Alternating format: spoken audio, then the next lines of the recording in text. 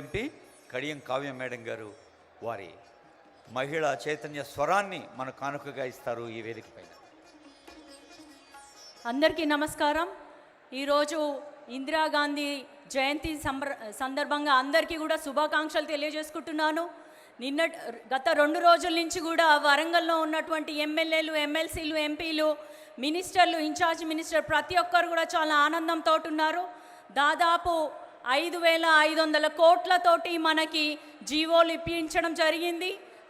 నా MP election అప్పుడు మన హానరబుల్ సీఎం రేవంత్ రెడ్డి గారు ఏదైతే ప్రామిస్ చేసినారో అది ఒక్కొక్కటిగా నెరవేరుస్తున్నారు. మామ్నూర్ ఎయిర్పోర్ట్ విషయంలో కానీ, అండర్ గ్రౌండ్ డ్రైనేజ్ విషయంలో కానీ, ఐఐఆర్ లేదా ఓఆర్ఆర్ ఇట్లా చూసుకున్నట్టయితే మెగా టెక్స్టైల్ పార్క్కి సంబంధించి ప్రతి చోట కూడా ఎక్కడ కూడా ఒక అడ్డంకులు ఉండొద్దని చెప్పి జియోలతో పాటు మేము వచ్చాము, చేశాము, నిరూపించాము.